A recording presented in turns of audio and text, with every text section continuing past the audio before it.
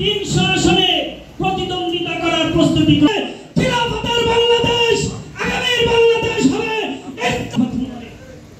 আগামীর বাংলাদেশ হবে বাংলাদেশ খিলাফত মজলিস ঢাকা জেলা উত্তরের সংগ্রামী মাহমুদ বরিশাল 5 আসন। আমরা বাংলাদেশ খিলাফত মজলিসে যোগ দিয়েছি, সেই স্বপ্নটা হচ্ছে দিনের বিজয় আনতে হবে।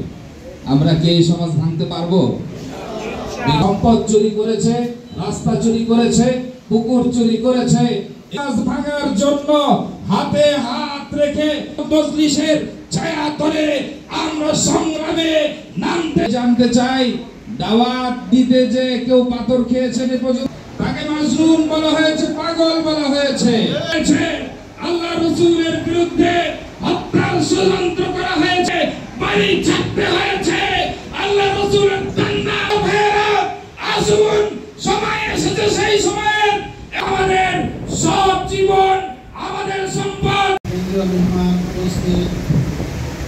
ঢাকা জেলা উত্তরের সংগ্রামী সাল্লাল্লাহু আলাইহি ওয়াসাল্লাম আল খিলাফত সালাসুল হাসানা ও কামা ক্বাল। বাংলাদেশ খিলাফত মজলিস আয়োজিত ঢাকা জেলা উত্তর মাসব্যাপী দাওয়াতি প্রোগ্রামের আজকের উদ্বোধনী অনুষ্ঠানে আপনারা সকলে এসেছেন। সকলকে 12:20 বেজে আমরা আর 10টা মিনিট আপনাদের সময় চাই, আমরা শেষ করে দেব।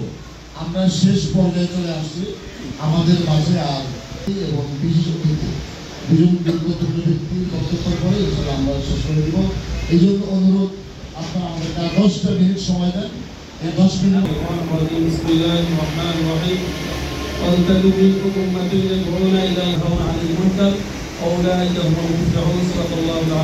আলেম শাইখুল হাদিস আল্লামা মহিউদ্দিন রব্বানী ভাইরা এবং আজকে যারা বাংলাদেশ খিলাফত মজলিসের সদস্য ফোরাম পূরণ করে সংগঠনে যোগদান করছে মাওলানা মহিউদ্দিন রব্বানী এবং শপথ বাক্য পাঠ করাবেন আজকের সম্মানিত।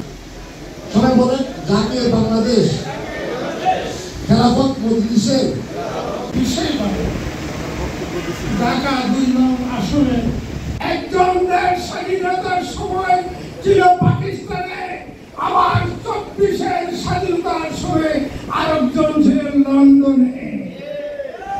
তাহলে দুইজন দুই দেশে ছিলেন। বেশি কথা বলেন না। রক্ত কারা দিয়েছে, রাজপথে কারা ছিল, এবারে ছিলাম, 21-এ ছিলাম, 24-এ ছিলাম, 25-এ আছি। ইনশাআল্লাহ রাজপথে আমরা আছি, থাকবো। ইসলামের বিরুদ্ধে যদি কোনো কথা বলেন, আপনাদের রক্ত চক্ষুকে আমরা ভয় করি না। আপনাদের যে নির্যাতন জুলুম এখন চলছে, এটা এই দেশবাসী সচেতন।